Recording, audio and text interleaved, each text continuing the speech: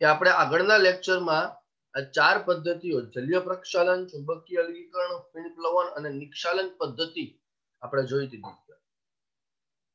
જેમાં વાત કરી હતી એ પ્રમાણે કે જલીય પ્રક્ષાલન જે છે એ જલીય પ્રક્ષાલન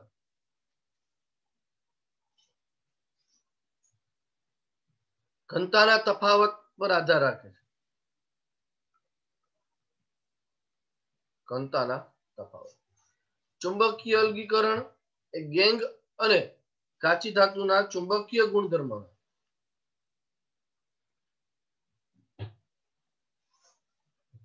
તફાવત પર આધાર. ગેંગ અને અયસ્ક કાચી ધાતુના ચુંબકીય ગુણધર્મોના તફાવત પર આધાર રાખે છે. ફીણ પ્લવન પદ્ધતિ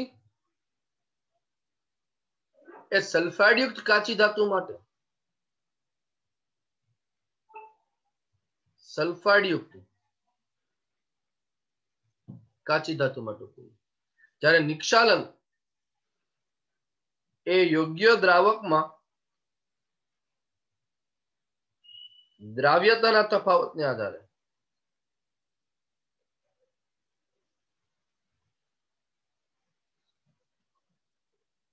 ઉપયોગી છે. બરોબર કે નહીં? ફીણ પ્લવન પદ્ધતિમાં જ આપણે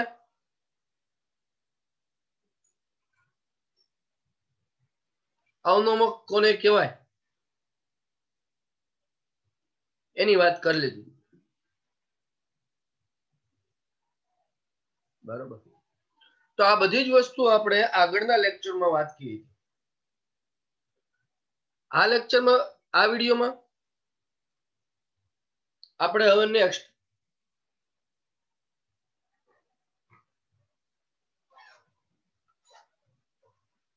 અયસ્કમાંથી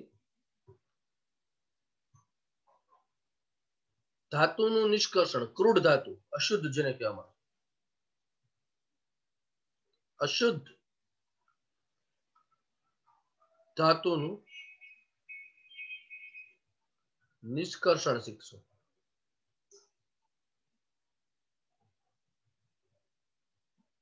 અયસ્કનું સંકેન્દ્રીકરણ કરી લીધું.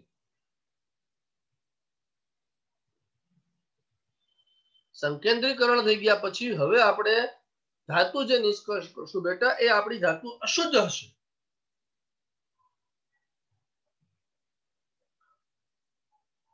તો જ્યારે આપણે હવે ધાતુનું નિષ્કર્ષણ કરતા હોય ત્યારે કઈ બાબતો ધ્યાનમાં રાખશું? તો કે ભાઈ સંકેન્દ્રિત અયસ્કોને આ જે અયસ્ક હોય છે એવા સ્વરૂપમાં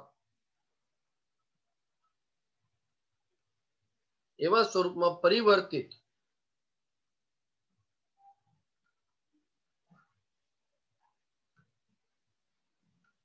કરવી જોઈએ કે જેથી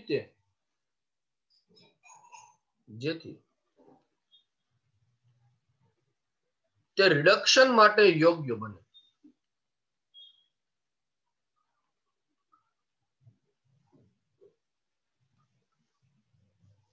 આપણે અયસ્કને એવા સ્વરૂપમાં રૂપાંતરિત કરવી પડશે બેટા કે જે સરળતાથી પરિવર્તન પામી શકતી હોય, જે સરળતાથી રૂપાંતરણ પામી શકતી હોય,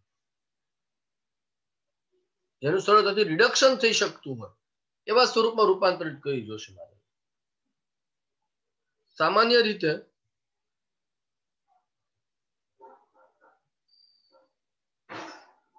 સલ્ફાઇડ અયસ્કને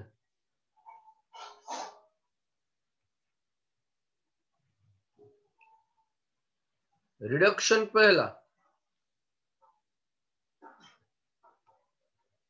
ઓક્સાઇડમાં પરિવર્તિત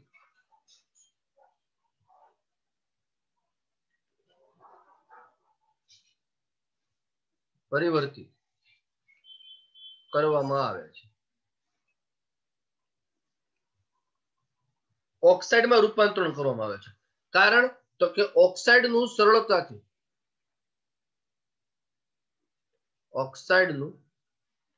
સરળતાથી રિડક્શન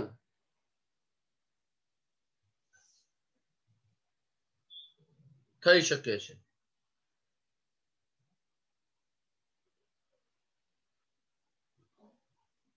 એટલે આપણી જે સલ્ફાઇડ યુક્ત ધારો કે તમારી અયસ્ક હોય તો એ સલ્ફાઇડ યુક્ત અયસ્કને સરળતાથી ઓક્સાઇડમાં રૂપાંતરણ કરી નાખવામાં આવે, કારણ તો કે સલ્ફાઇડ નું રિડક્શન કરો, જો રિડક્શન કરીને ધાતુ મેળવવાની આવે શુદ્ધ ધાતુ, દાખલા તરીકે તમારી પાસે M2O3 પ્રકારની કોઈ મેટલ ઓક્સાઇડ છે, તો આનું તમે જ્યારે રિડક્શન કરો દીકરા તો તમને એમાંથી મેટલ મળે અને ઓક્સિજન દૂર થાય, ઓક્સિજન નું દૂર થવું એટલે રિડક્શનની પ્રક્રિયા કહેવાય. પણ આ તમારી જે અયસ્ક છે એનું રિડક્શન સરળતાથી થાય એના માટે એને રૂપાંતરિત કરવું પડે, એટલે શું થાય તો કે સલ્ફાઇડ યુક્ત ધારો કે તમારી પાસે કોઈ અયસ્ક હોય તો સલ્ફાઇડ નું પેલા ઓક્સાઇડમાં રૂપાંતરણ કરવામાં આવે છે અને એ ઓક્સાઇડ માંથી પછી મેટલ મેળવવામાં આવે.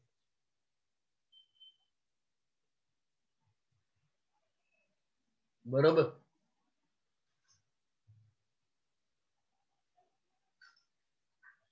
તો અયસ્કમાંથી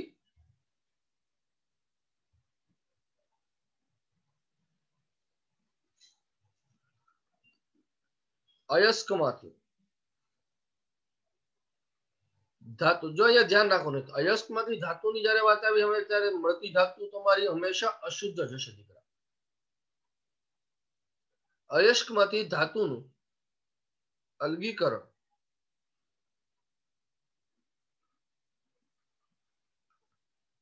મુખ્યત્વે બે મુદ્દાઓનો સમાવેશ,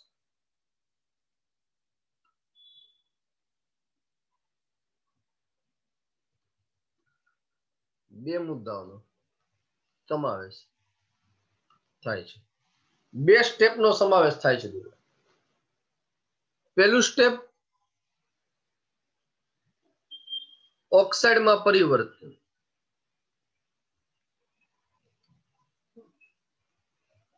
જો કોઈ મેટલ હોય, મેટલનો સલ્ફાઇડ હોય કે બીજી કોઈ અયસ્ક હોય તો એને તરત જ પહેલા તમારે એના ઓક્સાઇડમાં રૂપાંતરણ કરવામાં આવે. કેમ ઓક્સાઇડમાં દીકરા?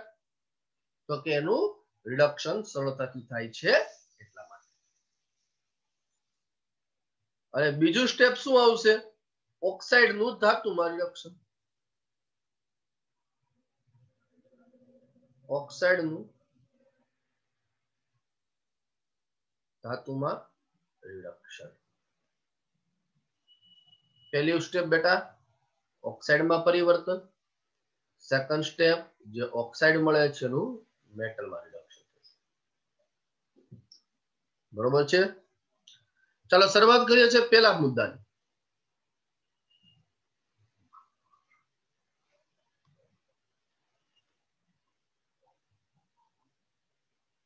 ઓક્સાઇડમાં પરિવર્તન.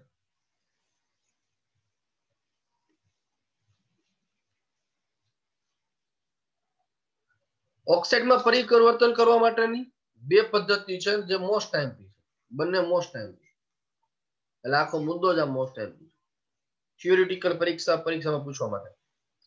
નિસ્તાપન, જેને ઇંગ્લિશમાં કહેવાય છે કેલ્સિનેશન.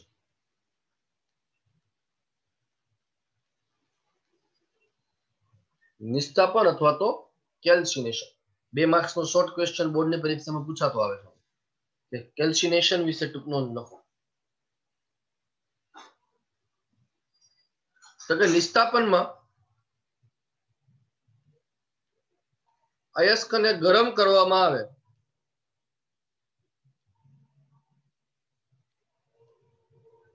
આવે ત્યારે તેમાં રહેલા બાષ્પશીલ દ્રવ્યો દૂર થાય છે અને ધાતુના ઓક્સાઇડ અને ધાતુના ઓક્સાઇડ બાકી રહે છે. કેલ્સિનેશનની પ્રક્રિયામાં દીકરા શું થશે? તો કે કેલ્સિનેશનની પ્રક્રિયામાં તમે જ્યારે અયસ્કને ગરમ કરો છો ત્યારે ગરમ કરવાથી એમાં જે બાષ્પશીલ ઘટકો હશે બેટા, એ બાષ્પશીલ ઘટકો બધા દૂર થઈ જશે, ઇવોપરેટ થઈ જશે અને ફાઇનલ તમને જે પ્રાપ્ત થશે એ મેટલનો ઓક્સાઇડ હશે. દાખલા તરીકે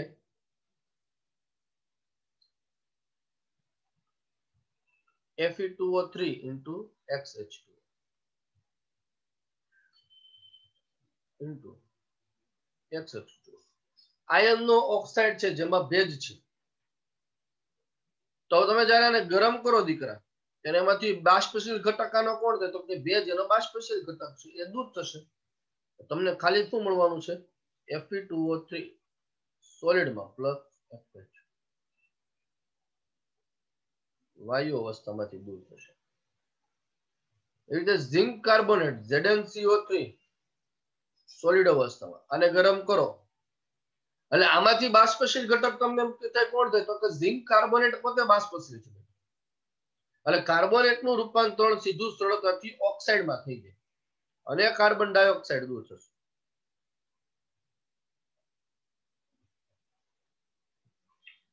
એવી રીતે કેલ્શિયમ કાર્બોનેટ ઇન્ટુ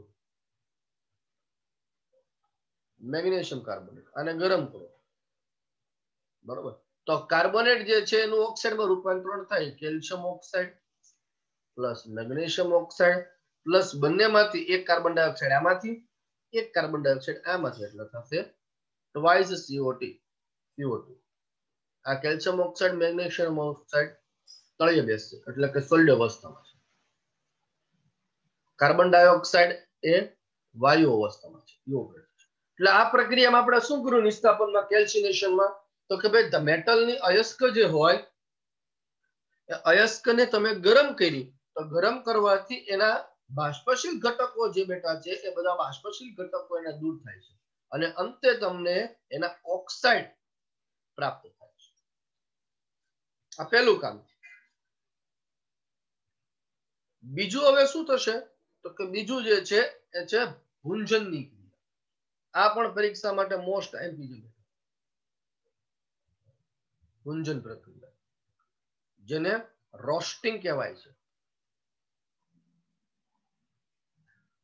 રોસ્ટિંગ ક્રિયા ભૂંજનની ક્રિયા ક્યારે વાપરવામાં આવે તો કે જ્યારે સલ્ફાઇડ યુક્ત જ્યારે સલ્ફાઇડ યુક્ત અયસ્ક હોય છે ત્યારે આ પ્રક્રિયાનો સમાવેશ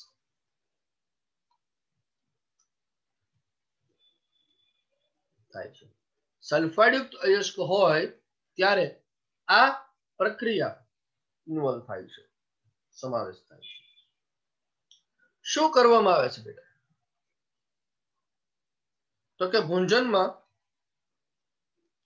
અયસ્ક ધાતુના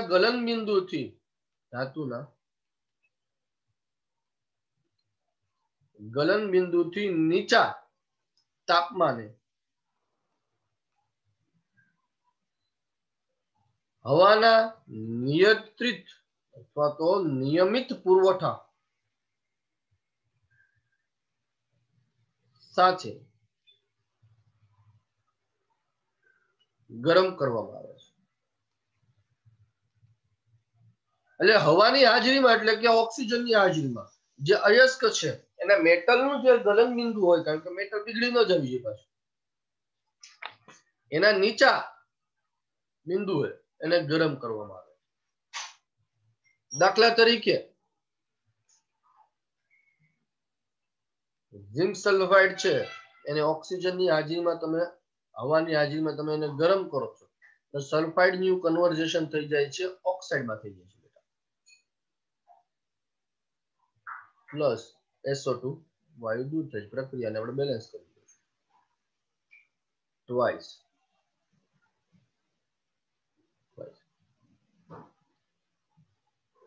PbS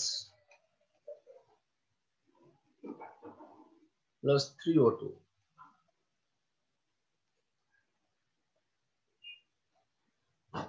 twice PbO plus twice SO2 બરોબર તો ભૂંજનની પ્રક્રિયામાં સલ્ફાઇડ યુક્ત જો તમારી જે કાચી ધાતુ છે અયસ્ક છે એ સલ્ફાઇડ યુક્ત અયસ્ક અથવા તો કાચી ધાતુનું ઓક્સાઇડમાં રૂપાંતરણ કરવામાં આવે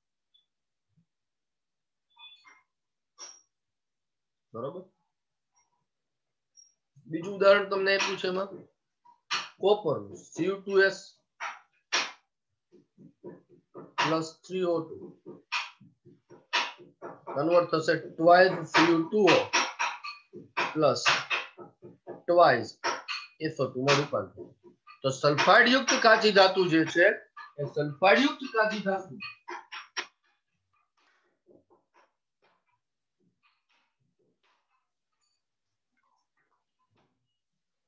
ઓક્સાઇડમાં રૂપાંતરણ કરવામાં આવે. એમાં જે ખાસ આ કોપર સલ્ફાઇડ છે બેટા આ અગત્યની વસ્તુ છે, ધ્યાન રાખજો. આ જે કોપર સલ્ફાઇડ છે એ કોપર સલ્ફાઇડ ને પરાવર્તન ભઠ્ઠીમાં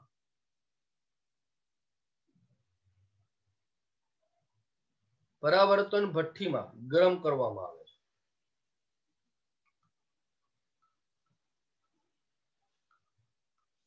હવે પરાવર્તન ભઠ્ઠીને શું છે તો તમારી ટેક્સ્ટબુકમાં ડાયાગ્રામ આપેલો છે, પણ એ આપણે પરીક્ષામાં દોરવાની જરૂર નથી. આપણે ખાલી આ શબ્દ આવો છે કે કોપર સલ્ફાઇડ ને પરાવર્તન ભઠ્ઠીમાં ગરમ કરવામાં આવે. હવેની બાબત છે એને ખાસ ધ્યાન રાખજો કે જો અયસ્ક આયન ધરાવતી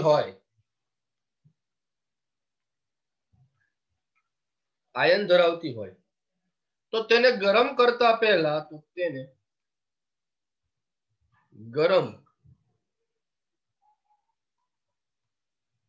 પહેલા સિલિકા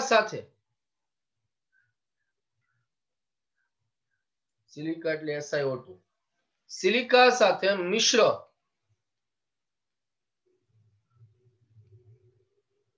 કરવામાં આવે છે. સિલિકા એટલે કે SiO2 સાથે એને પહેલા મિશ્ર કરવામાં આવે છે.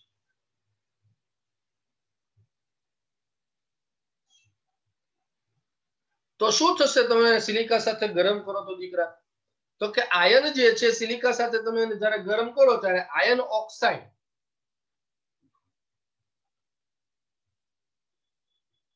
ઓક્સાઇડ આયન સિલિકેટમાં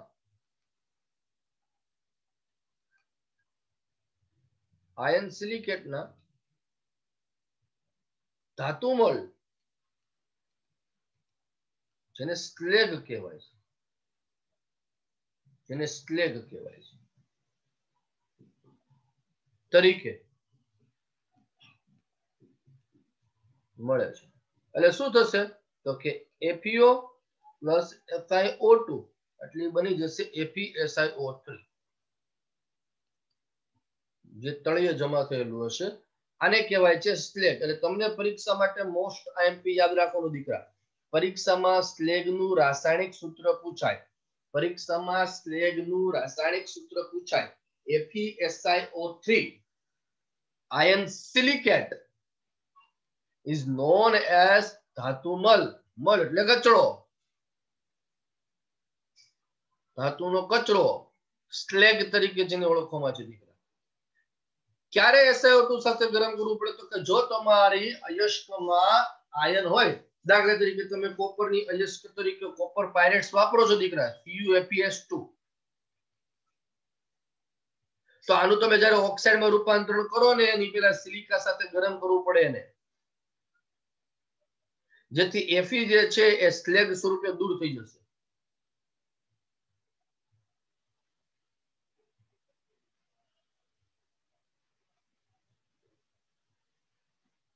બરોબર. અને કોપર જે છે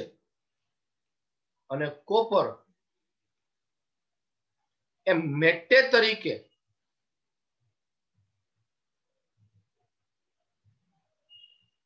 અલગ નીપજે છે. હવે મેટે એટલે શું છે? તો મેટે જે છે એ Cu2s અને FeS નું મિક્સચર એને મેટે કહેવાય. મેટે શું છે બેટા?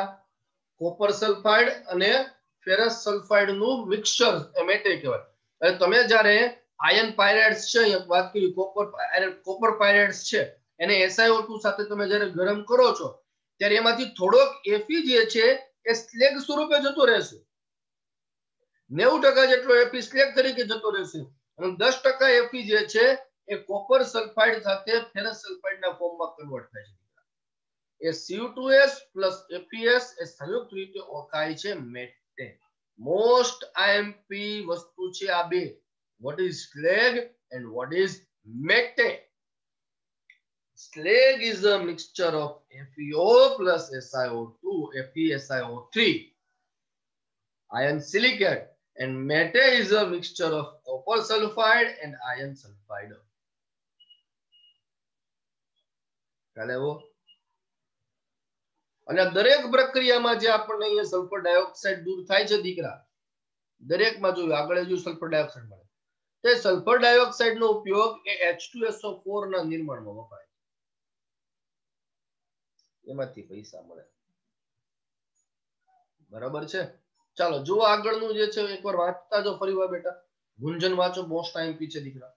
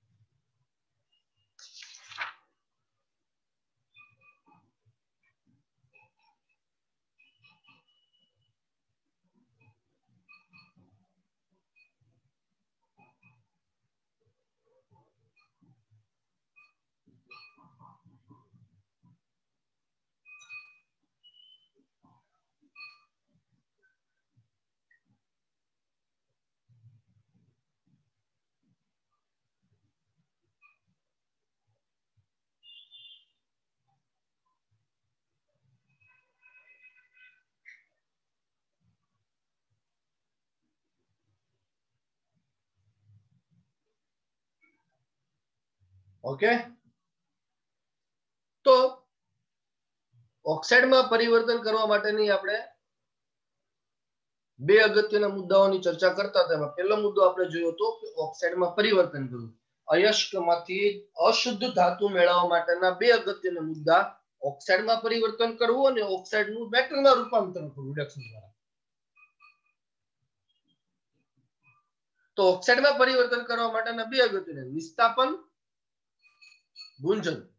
નિસ્તાપન શું છે બેટા?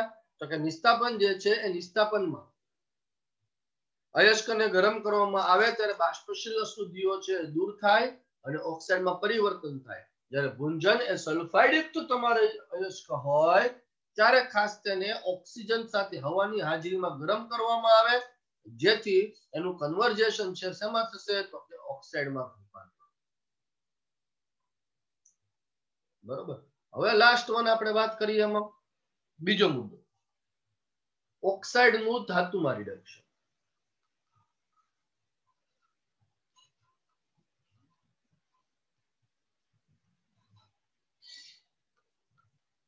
ધાતુમાં રિડક્શન. ધાતુ ઓક્સાઇડના રિડક્શનમાં ધાતુ ઓક્સાઇડના રિડક્શનમાં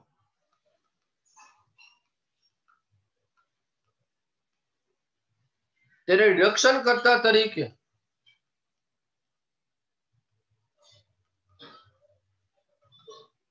તરીકે વર્તતા અન્ય કોઈ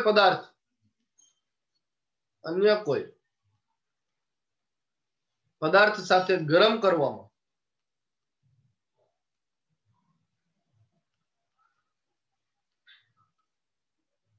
આવે છે.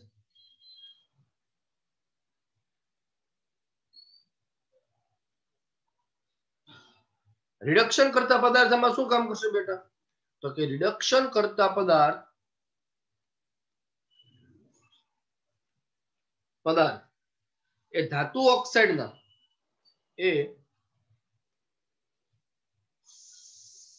ઓક્સાઇડના ઓક્સિજન સાથે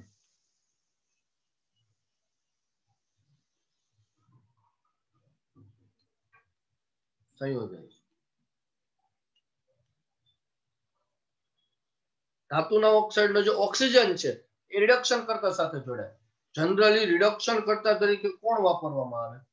તો કે રિડક્શન કર્તા તરીકે સામાન્ય રીતે કાર્બન અથવા કાર્બન મોનોક્સાઇડ વાપરવામાં આવે. કાર્બન મોનોક્સાઇડ અથવા અન્ય ધાતુ વાપરવામાં આવે. શું થશે પ્રક્રિયામાં? ધારો કે MXOY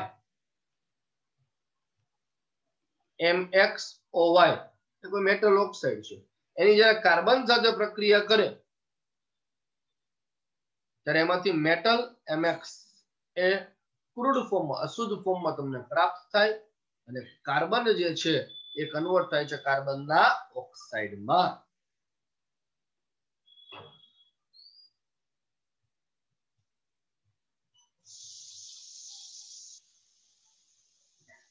બરોબર.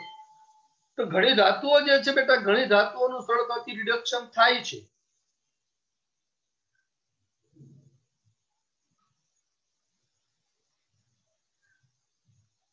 ઘણી ધાતુ ઓક્સાઇડનું એ સરળતાથી રિડક્શન થાય છે, જ્યારે ઘણી ધાતુનું ઓક્સાઇડ રિડક્શન એ સરળતાથી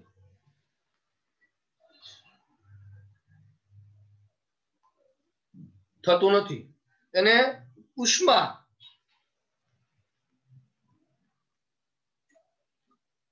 તેને ગરમી આપવી પડે, એને ઉષ્મા આપવી પડે છે, ત્યારે જે છે એ સરળતાથી પ્રક્રિયા કરી શકે છે. તો હવે બેટા અહીંયા પ્રશ્ન એ છે કે સાહેબ રિડક્શન કર્તા તરીકે કોને વાપરવું, એની પસંદગી કેને આધારે થશે?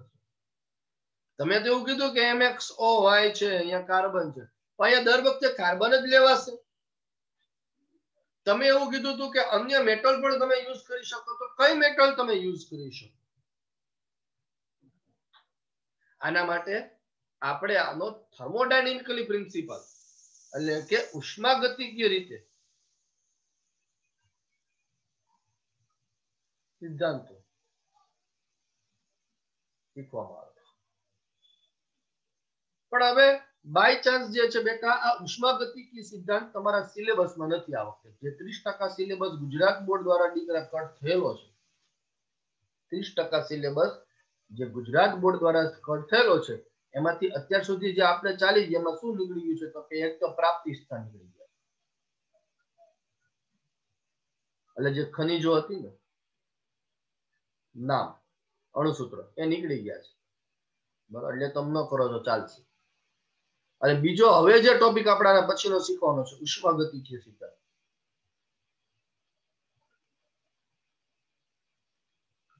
બાકી આ મુદ્દો એ અત્યાર સુધીનો મોસ્ટ ટાઈમ મુદ્દો હતો જીની. પણ મને એવું લાગે છે કે આ વર્ષે હવે એમાં પણ પ્રશ્ન આમાંથી નહીં પૂછે, કારણ કે આ ચેપ્ટર આખું સીબીએસઈ બોર્ડ માંથી પણ ડિલીટ થઈ ગયું. સીબીએસઈ બોર્ડ વાળાએ આ ચેપ્ટર કરી નાખ્યું અને ગુજરાત બોર્ડ માંથી આ ટોપિક આમાંથી નીકળી ગયો છે. બરોબર, એટલે આ ટોપિક ઉપર હું બહુ ઊંડાણમાં ડિસ્કશન નહીં કરું. જે અમુક કી પોઈન્ટ યાદ રાખવાના છે, બાય ચાન્સ કદાચ પૂછાઈ જાય તો 0.01 પોસિબિલિટી છે કે એમસીક્યુ પૂછાય, બાકી 99.99% હું તમને કહું છું આમાંથી આ પ્રશ્ન નહીં પૂછાય. પણ જો કદાચ પૂછાઈ જાય તો એને કઈ રીતે અટેન્ડ કરવું એ આપણે શીખશું હવે નેક્સ્ટ લેક્ચરમાં. આજનો લેક્ચર જે છે એને અહીંયા સુધી હું રાખું છું. બરોબર.